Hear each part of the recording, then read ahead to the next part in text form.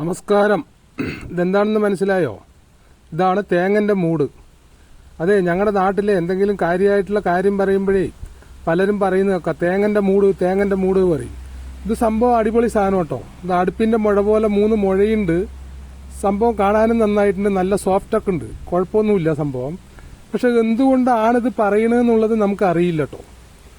അപ്പോൾ അറിയുന്നവരുണ്ടെങ്കിൽ, ഇതിന്റെ പിന്നിലെ രഹസ്യം എന്താണെന്നുള്ള അറിവുള്ളവരുണ്ടെങ്കിൽ അതൊന്ന് കമന്റ് ചെയ്യണം കേട്ടോ. കാരണം ഞാനും ഇത് ഇടയ്ക്കിടയ്ക്ക് പറയാറുണ്ട്, പക്ഷെ ഇത് അറിഞ്ഞിട്ടൊന്നും അല്ല പറയണത്. സംഭവം അടിപൊളിയല്ലേ, കാണാൻ നല്ല ഭംഗിയില്ലത്. അപ്പോൾ ഇതാണ്. അതുപോലെ നമ്മൾ ഈ തേങ്ങയില്ലേ, തേങ്ങനെ ഞാൻ ഇന്നലെ ഒരു വീഡിയോ ഇട്ടിട്ടുണ്ടായിരുന്നു. അതായത് നമ്മളിങ്ങനെ കുലിക്കുമ്പോൾ കടകടാന്നൊരു ശബ്ദം വന്നു കഴിഞ്ഞാൽ അത് കൊട്ടത്തേങ്ങ, കളകളാന്നൊരു ശബ്ദം വന്നു കഴിഞ്ഞാൽ അത് പച്ചത്തേങ്ങ. അപ്പോൾ ശബ്ദമൊന്നും വന്നില്ലെങ്കിൽ എന്താണ് ചോദിച്ചേ, ശബ്ദമൊന്നും വന്നില്ല അത് പൊട്ട തേങ്ങയാ, അതൊന്നിനും പറ്റില്ല, ദൂരക്കളയാ, അതിൻ്റെ അടുത്തുകൂടെ നടക്കാൻ പറ്റില്ല.